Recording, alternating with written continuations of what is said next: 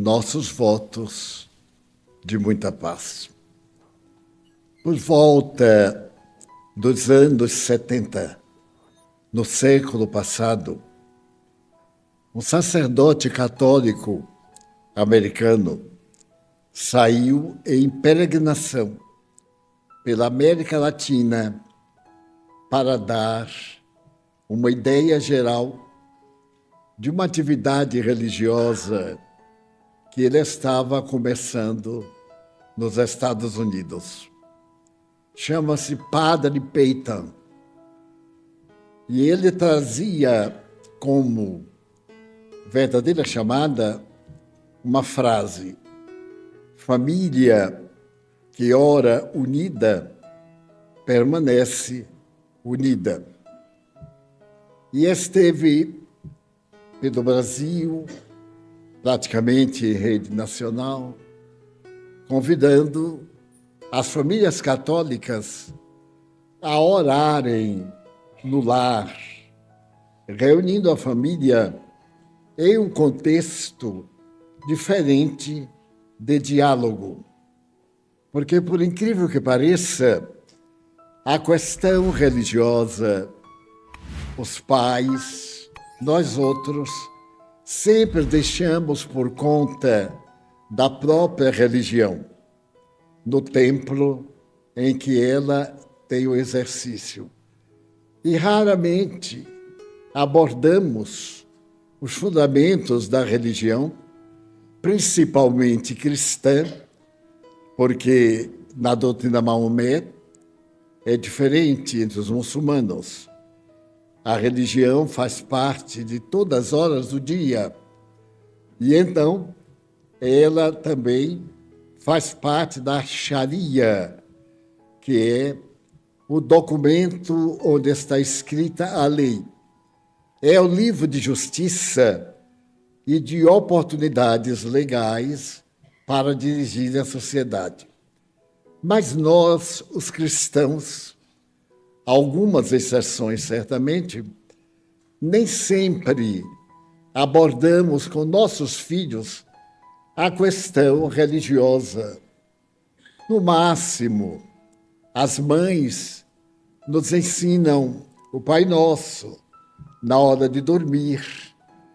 E quando são realmente religiosas, nos encaminham para o catecismo dominical, onde, nas diversas igrejas do cristianismo, nós nos preparamos para ser amantes de Deus.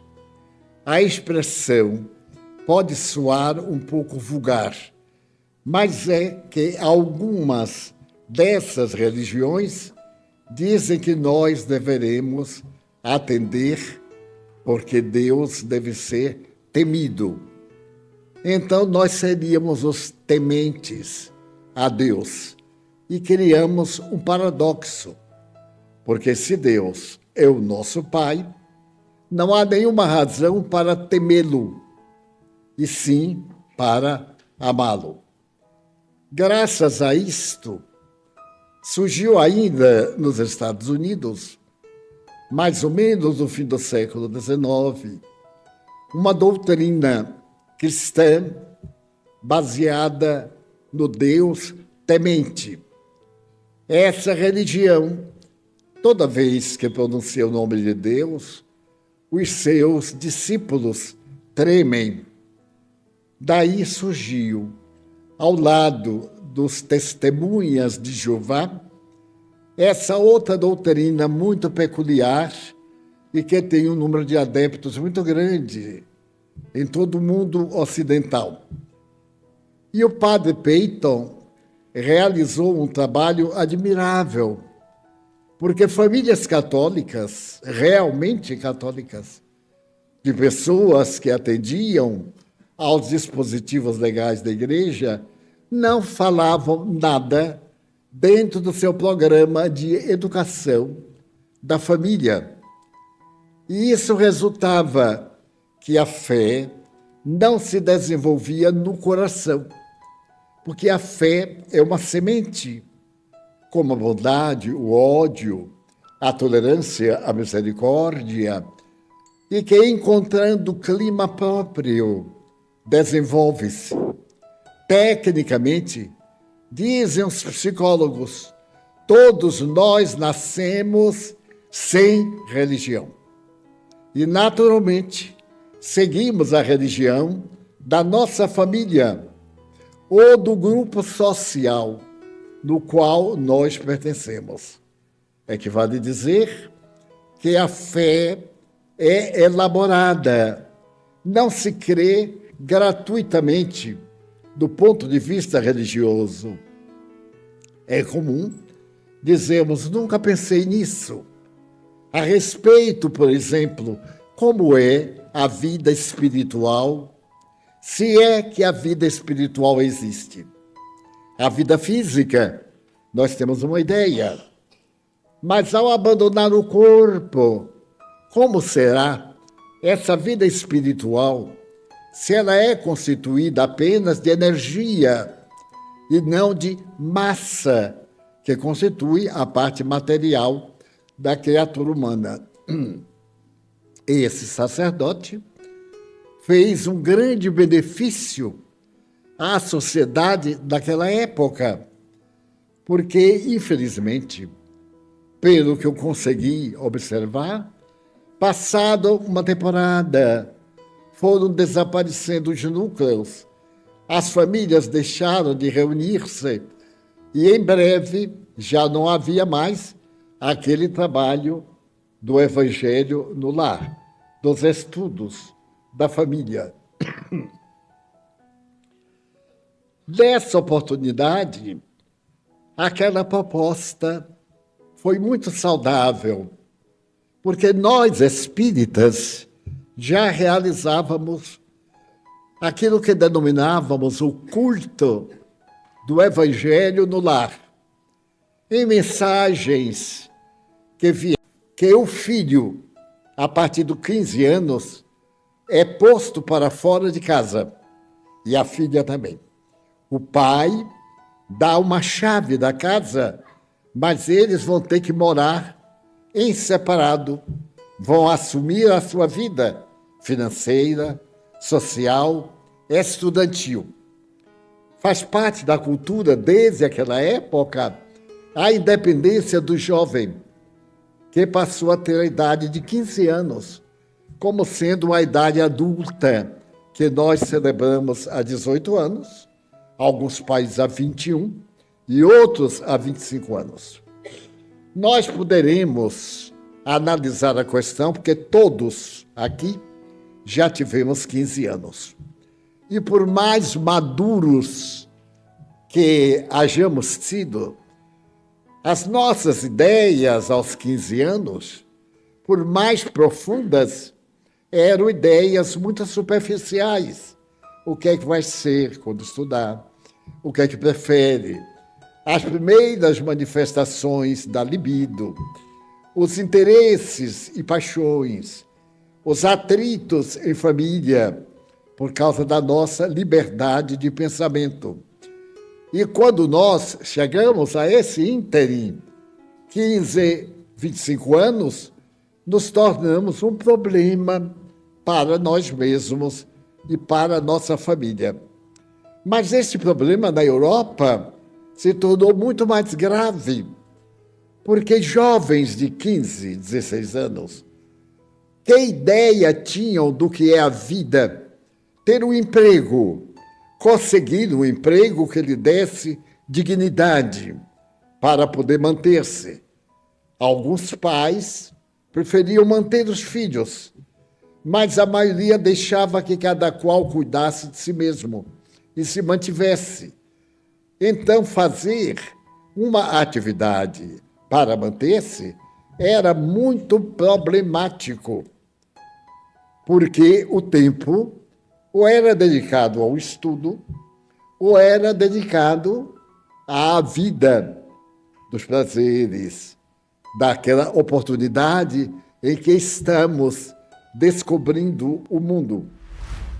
E nesse período surgem também os nossos conflitos, as nossas dúvidas, porque até ali Invariavelmente, são os pais que nos dirigem.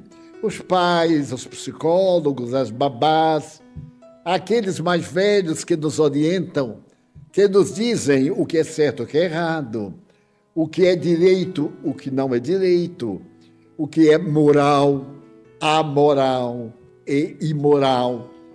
E então nós passamos sempre a fazer o que nos ensinam aqueles que já passaram pela idade. Ocorre, entretanto, que essas ideias não são informadas e nós passamos a formar a nossa vida. Então passamos a ter a própria vontade, começar a alimentação que nos apraz, os relacionamentos que nos interessam, o emprego que nos seja mais rendoso ou não, e as afetividades que nos facilitem uma vida de prazer do ponto de vista do adulto, porque o jovem de 15 anos, 16 ou de 12 anos, hoje, como é muito comum, as modelos mais jovens estão ganhando as passarelas do mundo.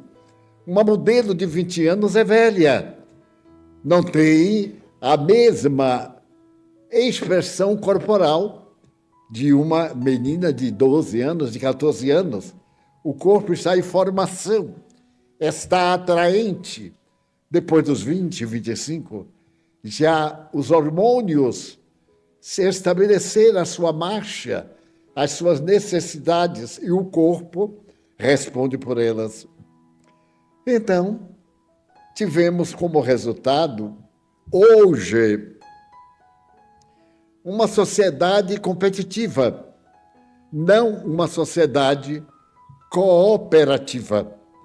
Invariavelmente, onde estamos, onde vamos, com pouco tempo, começamos a competir e esquecemos de contribuir.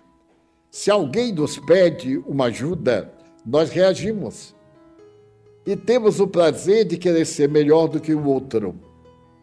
A experiência de uma longa jornada me deu um quadro dessa realidade muito típico. Faz anos, nós programamos um seminário. Era uma experiência americana.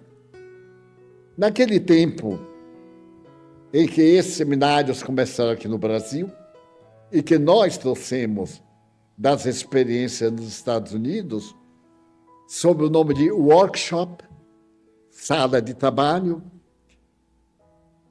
as experiências foram incontáveis. Depois, agora acostumaram e fazemos o workshop, o seminário, o encontro, o congresso, à la brasileira, sem aquelas características americanas que facilitavam o intercâmbio entre o orientador e os participantes. Agora, no Brasil, nós colocamos o povo lá e falamos de cá. E raramente damos a oportunidade de um intercâmbio, de eliminar dúvidas. Reservamos uma hora para perguntas e respostas daquilo que foi ouvido, mas das nossas dúvidas não temos tempo. E está se prolongando esse método e nós estamos ficando mais ou menos informados. Não ficamos esclarecidos, que é outra coisa. A maioria fica mais ou menos informada do que é física quântica, que se dá uma resposta numa sessão. Quando a física quântica existe uma vida inteira para a gente entender somente o átomo. Imagine para colocar isso em dia com explicações para um grupo como aqui, que nós temos desde uma pessoa analfabeta até um doutor honoris causa, com a variedade cultural imensa, e ter a capacidade de chegar aos diferentes níveis. Ninguém pensa que é fácil. Então, o culto do Evangelho no Lar era feito por espíritas, num encantamento que fascinava. Algumas famílias que tinham a casa grande aproveitavam para fazer uma reunião fraterna com vizinhos, com amigos no Rio, em São Paulo, Porto Alegre, em cujas cidades eu participei de muitos cultos evangélicos e que se transformaram em centros espíritas, tal o número de pessoas que acorreram. E eles eram tão bons para as famílias que naquela noite, por exemplo, as famílias dedicavam-se ao culto evangélico. Não é necessário, porém, dedicavam-se, porque se sentiam tão bem que, por exemplo, na porta da rua ou na porta do apartamento do edifício colocava: não bata na porta, estamos orando.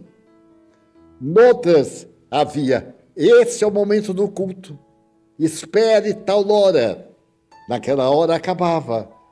E muitas vezes as pessoas se telefonavam: olha, hoje eu vou e tal. Havia um doce encantamento e, em consequência, uma maior amplitude cultural, porque debatíamos os temas do cotidiano. Tivemos um problema com nosso filho, com nossa mulher, a mulher com os filhos ou com seus familiares, e debatíamos no culto. Era uma terapia grupal.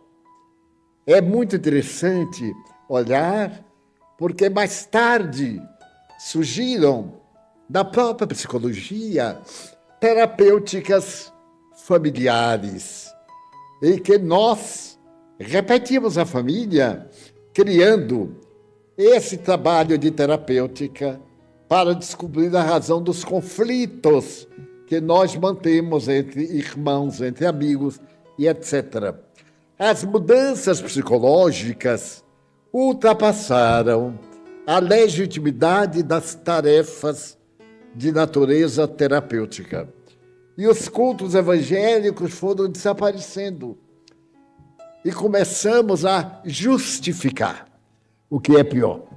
Não, eu não posso fazer porque meus filhos não querem.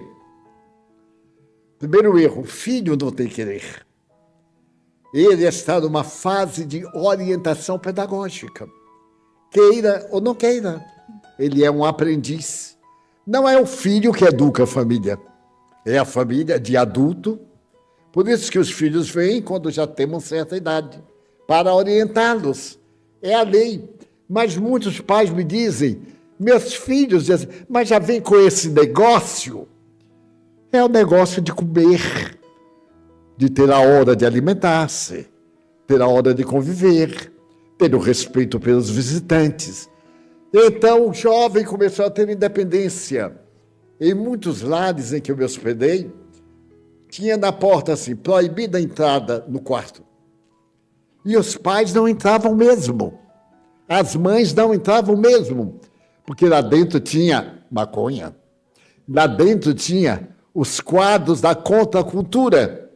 E os pais convincentes de que não podiam contrariar o filho, mas o filho pode contrariar o pai a qualquer hora, e a mãe, deixavam. E quando ele estava na droga pesada, aí era tarde demais, porque não podiam libertar-se daquela dependência orgânica.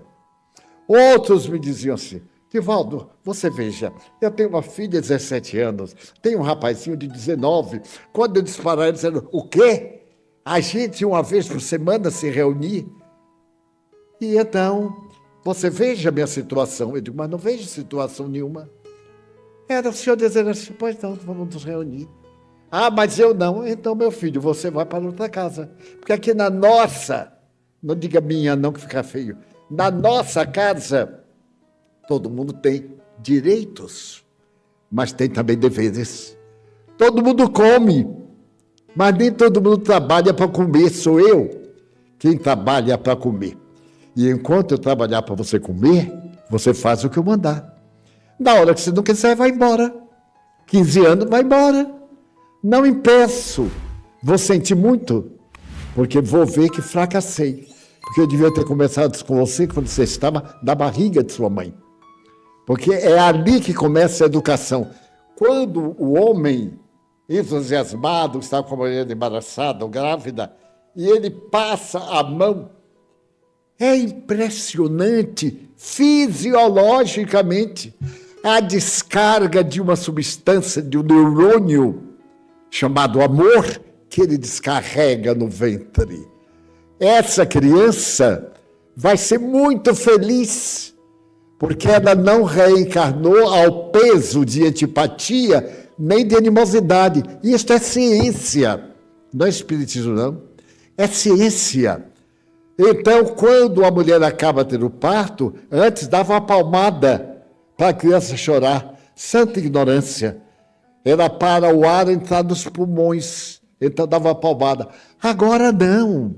Agora a mulher acaba de ter o filho, coloca sobre a mãe, para que as substâncias afetivas que ela continuou no ventre não sejam interrompidas. E enquanto a placenta não vai retirada, esse intercâmbio está perfeito. Então, quando corta a placenta, aí a parte umbilical recolhe, ela recolhe, fecha a comunicação com o mundo.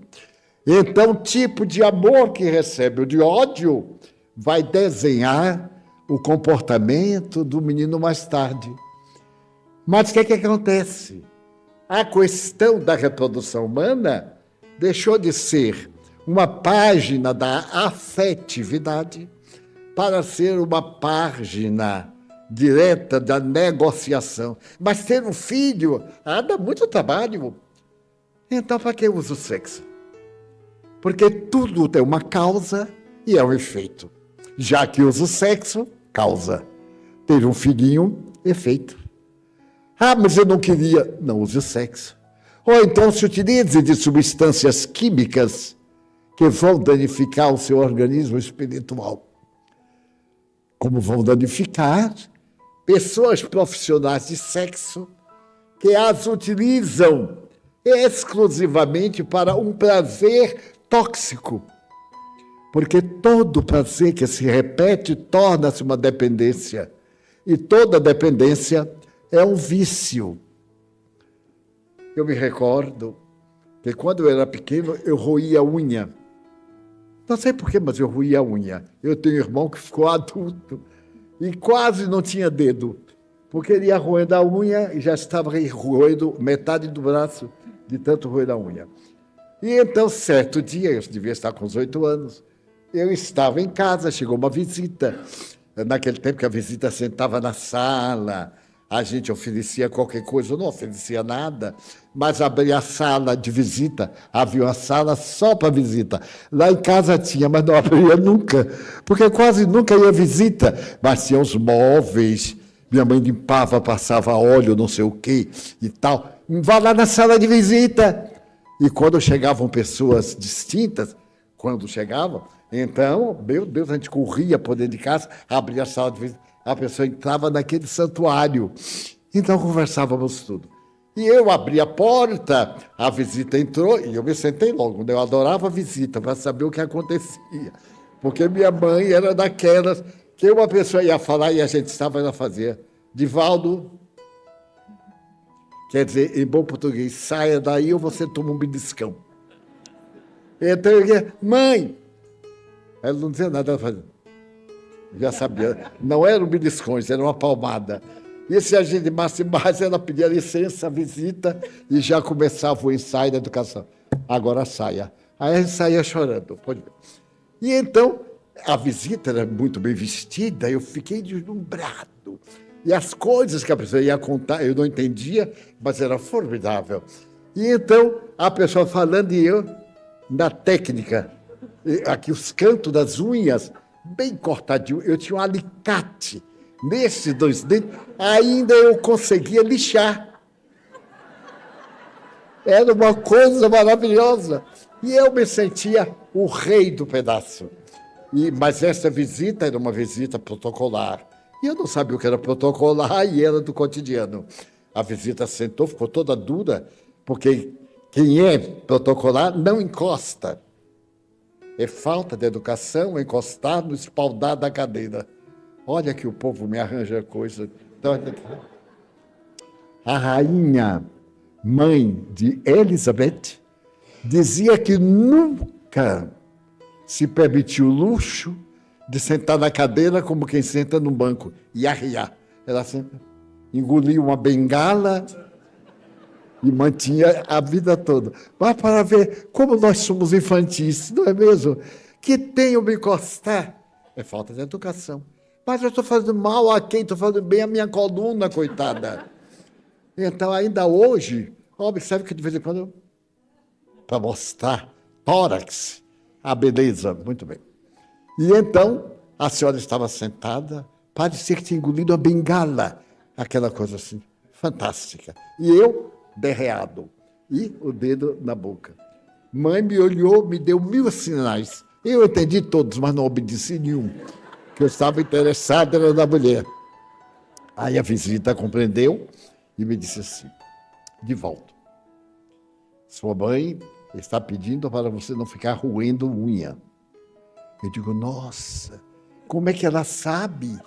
Olha, para mim foi um mistério. Eu disse, não, é um cantinho que tem aqui. Porque tem um cantinho aqui que se a gente não tirar, a gente não se salva. Vai deitar e fica com aquilo na cabeça até arrancar. E quando arrancar, se tem aquela dorzinha, já sabe que arrancou a unha.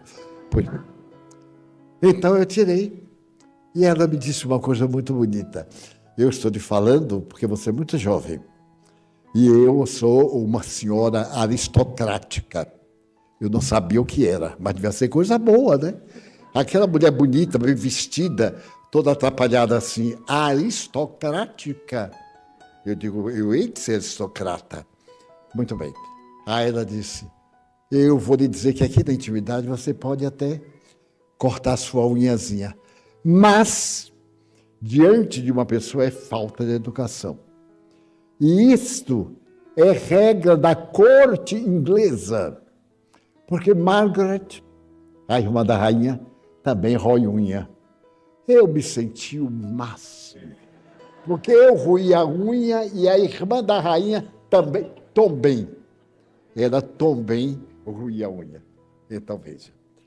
E ela me disse isto e me falou, um dos problemas nossos é que são fugas psicológicas. E a senhora, que pena que eu era criança, ela deu uma aula de psicologia prática. Nós criamos hábitos. E a verdadeira arte e ciência de educar é copiar os bons atos. Hoje, por exemplo, é o dia do meu evangelho no lar. Nós não sabíamos o que era, porque nós éramos católicos. E então eu perguntei, o que é o evangelho do lar? Ela perguntou, você é cristão? Eu digo, sim, senhora. Eu era super cristão. Eu já dormia de meia para ir para a missa no outro dia de manhã, 5 da manhã. Então eu já dormia de meia para não perder tempo. Ela então falou do respeito que nós devemos ter à crença religiosa, a essa intermediária de Deus, o nosso Pai Criador. E aquela senhora elegante, para mim, adquiriu uma visão espiritual. Ela pareceu iluminada e falou de que a verdadeira felicidade é cultivar esse sentimento de respeito a Deus, ao próximo e a si mesmo. Não fazer escondido uma coisa que teria vergonha de fazer na vista dos outros. Então, a isso ela chamou respeito a si mesmo.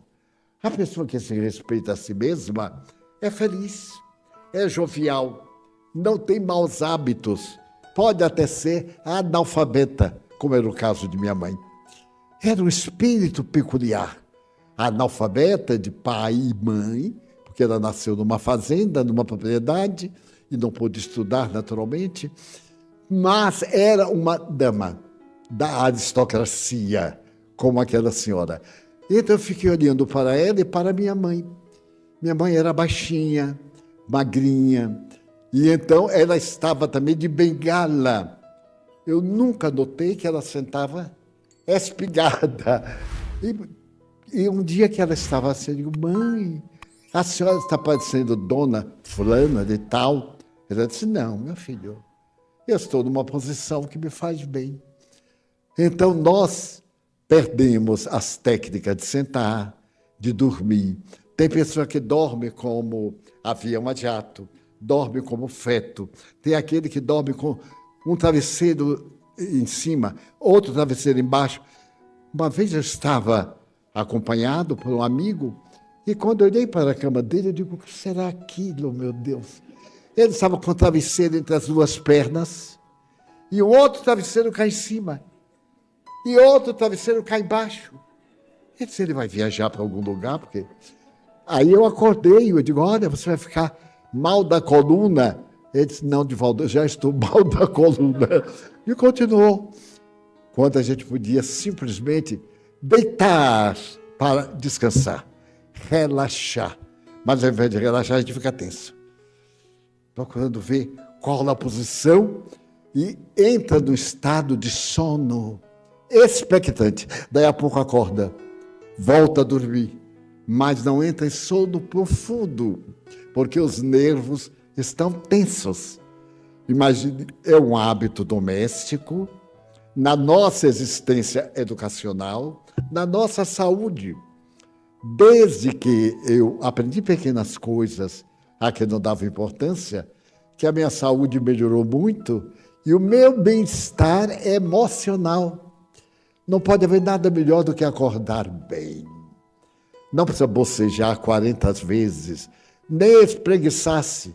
Basta abrir os olhos e dizer assim, dormi. Que bom. Então levanta e faz a higiene espiritual. Ali mesmo já vai, Pai nosso, que estás nos céus, enchendo a mente de ideias positivas e abençoadas, para poder enfrentar a carga de chumbo na hora do café em diante. Então, eu tenho observado atualmente, mais do que antes, que a maioria dos problemas humanos não chegam a ser problemas. Nós os tornamos problemas. Porque ao invés de ter uma atitude educativa em relação ao problema, nós transformamos em um problema na nossa convivência. Por exemplo, na família. Uma família que tem muitos filhos, sempre tem alguns que não se gostam. É natural, um é antipático, o outro é enjoado, o outro é feliz, o outro é querido. E então, se a gente olhar, na minha família nós éramos 13, já imaginou, era uma escola de samba total, dirigido por uma velhinha de uma sabedoria incomparável. Então, quando qualquer coisa ocorria e nós íamos reagir, minha mãe sempre dizia assim, podem brigar, vocês são irmãos.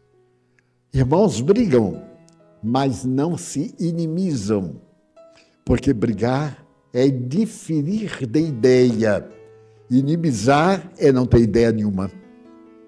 Então a gente fica com raiva porque não sabe o que falar, aí apela para a brutalidade.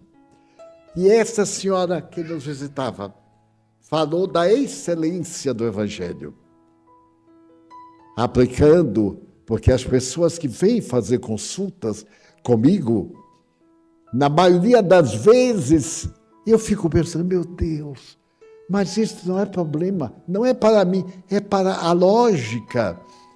Alguém está lhe devendo dinheiro que não paga, aí transforma num problema, num ódio, num rancor, e passa a viver o ódio de um dinheiro que não vai chegar de jeito nenhum mesmo. Renuncie. Diga assim, o diabo levou, suavemente. E não tenha pena, porque às vezes aquele dinheiro, a pessoa se tornou ainda mais infeliz, gastou, complicou a vida, é atormentada porque gostaria até de recuperar, mas não tem. Por fim, perde a dignidade. E nós ficamos pessoas sem responsabilidade, sem palavra. Dizemos uma coisa por dizer, sem aquele sentido de que nós temos um bom conceito da pessoa que diz, pelo menos, a verdade aceitável.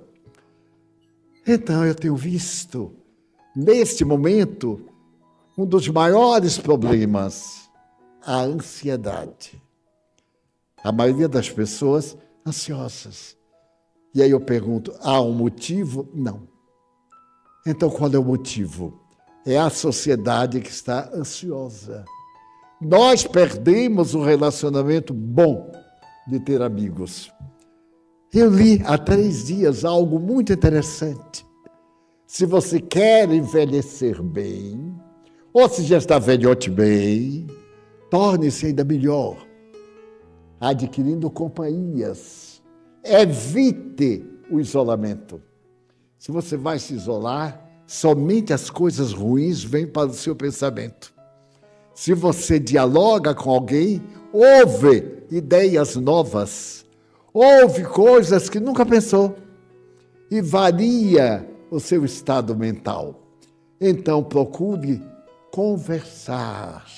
Não se isole, porque o seu cérebro está numa elasticidade menor do que da juventude e vai ter mais dificuldade de captar as coisas do cotidiano. Mantenha ativo seu cérebro. É muito como, não, já estou muito velho, não quero saber disso. Está muito preguiçoso. Vou dizer uma coisa que eu não faço, infelizmente. Faça ginástica. Faça ginástica. Eu não faço. Nunca fiz. Agora eu tenho tentado, oro o Pai Nosso, oro creio em Deus Padre. Quando chega na hora, me dá aquela coisa que eu só falto morrer, então eu evito morrer. Não faço. Mas faço ginástica. O corpo foi feito para movimento. O órgão que não movimenta se atrofia. Um especialista da saúde me disse, caminhe. E eu não dei muita importância. Pois agora eu estou caminhando na marra. Fico caminhando no corredor, para lá e para cá. Uma vez, 10, já estou 50 vezes. Vou e volto. Vou e volto. Largo a bengala, que eu não sei quem é que me arranjou essa bengala. Eu maldigo quem me ofereceu, mas deixa para lá. E de vez em quando já dou uns passos, já balança, digo, balança, mas não cai. E assim por diante. Quer dizer, encontre beleza na sua velhice. Não tenha mágoa porque está velho, não. Ruim é quem morre cedo. Então, quando alguém disser assim, já está velhinho, hein? Ótimo, não sei se você chega. É a vingança da gente. Veja quanta coisa bela. Eu, por exemplo, meu Deus, eu esperava que ia viver 30 anos. Vivia triste. Quando eu completei 35, eu digo, olha, eu vou colocar minha meta 50. Quando eu completei 50, eu me achei assim tão bonitinho que subi para 70. Quando eu completei 70, eu já achei um pouquinho pesado. Eu digo, 80 anos, não, 79. Aí fui lá. Mas me esqueci. E quando abri o olho, eu estava com 97. E olho no espelho e digo, não, eu estou mesmo que Xuxa. Ela foi se olhar no espelho, se achou tão acabada que fez uma cirurgia da unha do pé ao cabelo. Eu estou na hora, não digo fazer uma cirurgia, mas reencarnar, porque trocar de corpo para parecer com aquela juventude. E tem pessoas perversas, vem com fotografia de há 50 anos, olha, Divaldo, nós. E eu olho e digo assim, você não mudou nada.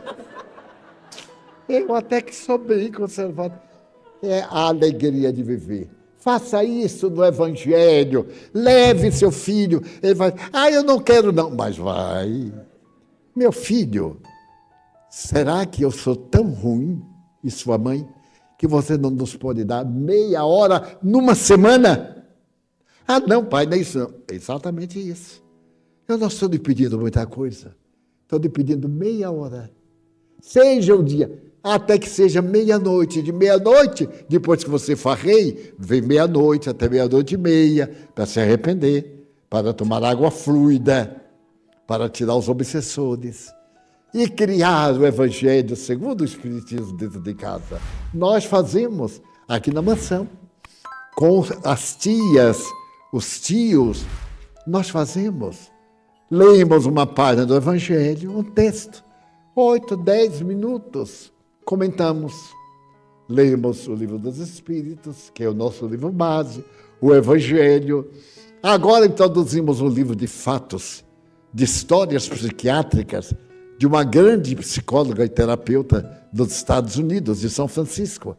Essa senhora tem uma doença terrível do intestino, desde criança. Ela é judia e então ela conta casos que seu avô lhe contava quando ela era judia. E é cada caso acontece na vida da gente, que quando a gente conta, diz assim, mas foi um milagre, um verdadeiro milagre. Milagres existem. Einstein dizia o seguinte, milagres existem. Eu creio em milagres. A vida é um milagre. Sorrir é um milagre. Por que sorrir? Porque os nervos, quando vem a alegria, eles se alongam. Esse nervo, principalmente o nervo do sorriso, como ele consegue dar a todo o corpo uma certa leveza e o bem-estar.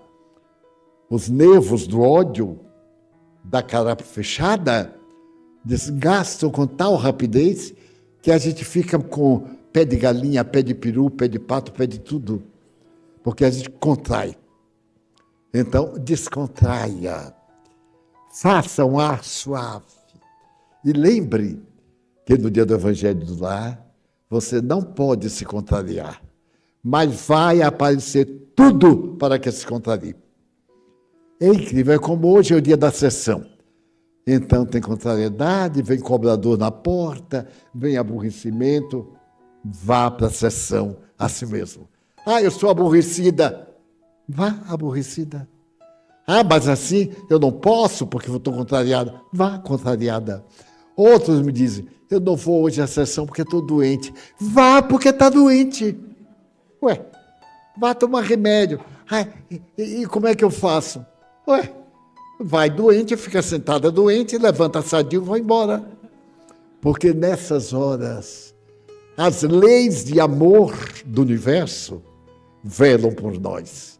Os espíritos bons veem nosso esforço, nos amparam, preparam a nossa casa, visitam, expulsam os espíritos que ali estão. Há poucos dias, quase depois da reunião, uma senhora veio falar comigo, mas eu tive um choque. Ela era vampirizada. A pessoa vampirizada tem um aspecto de pobreza orgânica. Tinha ela o rosto meio triangular e aquela falência de energia. E eu vi a entidade aqui na base do cerebelo e do cérebro, absorvendo. E me fez lembrar certos doentes que se alimentam e não se nutrem. Porque quando vão se alimentar, os obsessores também vão. E absorve o vapor do alimento nutriente e a pessoa toma apenas massa ou água. Daí termos o hábito de orar, de agradecer a comida, mesmo que não seja lá essa coisa, mesmo que seja somente carne de charque frita com farinha. Ai, meu Deus, é uma coisinha barata, mas a gente não esquece nunca. E então a gente vai comer, quando pegar aquele pedaço, que escorrer aquela gordurinha que a gente aumenta meio quilo, é uma tragédia. Dá uma limpada assim, toma um vaso com água. Deus, muito obrigado, porque muitos não têm dessa quantidade. Então, hoje eu resolvi pedir a Deus que me ajudasse a apresentar o Evangelho do Lar como sendo um meio de nos comunicarmos com Ele, uma vez por semana. Se o marido não quiser e for deitar, aproveitem e apliquem um passe nele. A coisa não está muito boa. Quem não souber como é que aplica passe, numa próxima reunião eu posso dar uma aula, porque o marido está de mal, a gente está de costa um para o outro, mas de vez em quando a gente vira assim, como que não quer nada aí.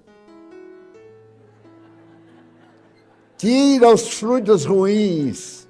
Cuidado para não tirar também os bons. Então, meus amigos, o Espiritismo é uma doutrina de alegria, porque equaciona nossos problemas. Dizem que o Espiritismo resolve. Não, não resolve. Ensinam a nós resolvermos os nossos problemas sob a abençoada luz dos nossos guias espirituais. E isto é fascinante.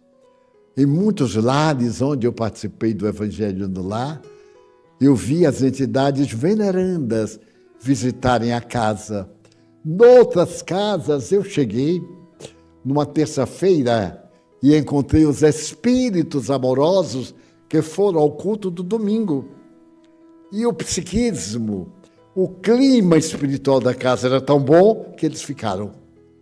Não apenas ficam os espíritos perturbados, briguentos, desafiadores, provocadores de mal-estar, mas também os espíritos de luz, dando lucidez, dando-nos coragem e, acima de tudo, dando-nos forças para manter a saúde. Saúde é paz. Paz gera saúde. E a saúde gerada pela paz dá ao indivíduo razão de viver. Desta forma, nós iremos aplicar o nosso passe da noite de hoje, abrindo nosso coração ao Evangelho de Jesus. Vinde a mim. Notem que beleza poética desta frase de Jesus. Vinde a mim, vós que estáis aflitos, tomai sobre vós o meu fardo e recebei o meu jugo. Suave é meu jugo, leve é meu fardo. Vinde a mim, eu vos aliviarei.